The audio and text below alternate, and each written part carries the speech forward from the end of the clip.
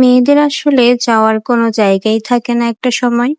দেখা যায় যে বাসাটাতে জন্ম থেকে শৈশবকাল এবং তার সুন্দর একটা বেড়ে ওঠার যে সময়টা পার করে, সেই সুন্দর মুহূর্তগুলো নিয়েই হয়তোবা সারাটা জীবন কাটিয়ে দিতে হয়। একটা সময় সেই বাড়িটাও পর হয়ে যায়, যখন মেয়েদের বিয়ে হয়ে যায়।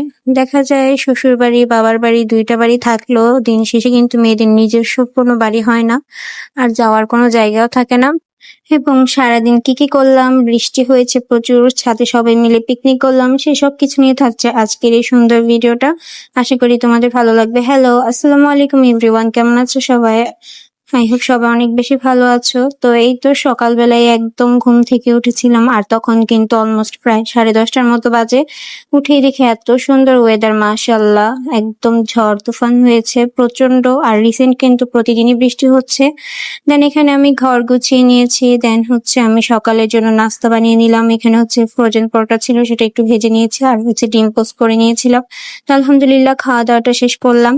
দেন এখানে হচ্ছে আমি কাঁঠালগুলোর ভিডিও করছিলাম। মাশাআল্লাহ কত সুন্দর বড় হয়ে গেছে, আর বৃষ্টির পানিতে কিন্তু আরো সুন্দর হয়েছে।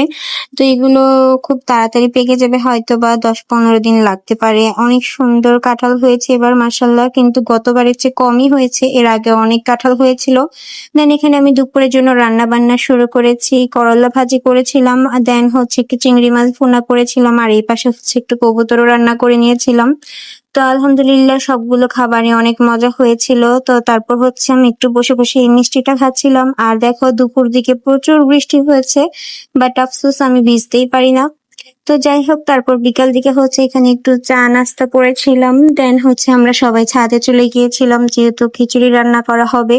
তো বিকাল দিকে একটু উঠেছিলাম ভিডিও করার জন্য। ছাদের গাছপালাগুলো এত সুন্দর হয়েছিল, আর বৃষ্টি পেলে কিন্তু সবগুলো গাছই অনেক বেশি সুন্দর হয়ে বেড়ে ওঠে।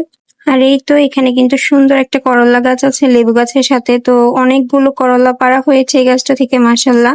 দেন এখানে এই যে কমলা গাছটা, এটা তো অনেক কমলা হয়েছে, আর এই কমলাগুলো কিন্তু বড় হয়, খুব সুন্দর মিষ্টিও লাগে পাকলে। দেন একটা ছোট ডালিম গাছ ছিল, আর এই যে একটা ছোট্ট একটা বাঙ্গি হয়েছে। আমি এখনো কনফিউজড এটা বাঙ্গি নাকি অন্য কোনো ফলও হতে পারে, বাট এটার স্বাদটা মোটামুটি ভালোই ছিল। তো এই তো খুব সুন্দর পেকেছিল, আর সবাই মিলে খেয়েছিল। তো এটারই একটু ভিডিও করছিলাম। দেন এখানে হচ্ছে আমার বড় জার খিচুড়ি বসিয়ে দিয়েছে, আর যেহেতু মাটির চুলাতে খিচুড়ি বেশি মজা হয়, তাই ছাদেই নিয়ে এসে রান্না করছিল। আর সেদিন যেহেতু বৃষ্টি ছিল, তার সাথে আরো বেশি ভালো লেগেছে। তো তারপর এখানে সবাই বসেছিল, খিচুড়ি রান্নার জন্য ওয়েট করছিল। তো এই তো আমি একটু ছাদের ভিডিও করছিলাম। রাতের বেলাও খুব ভালো লাগছিল, অনেকদিন পর সবাই মিলে একসাথে খাওয়া দাওয়া করছিলাম। দেন এখানে হচ্ছে খিচুড়ি পরিবেশন করা হচ্ছিল, একটা বোলের মধ্যে বেড়ে নিয়েছিল, যেহেতু পাতিলে প্রচুর কালি লেগে থাকে।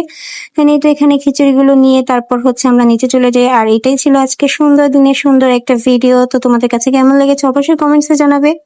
এন্ড দেখা হবে নেক্সট কোনো সুন্দর ভিডিওতে। সে পর্যন্ত সবাই ভালো থাকো। আল্লাহ হাফেজ।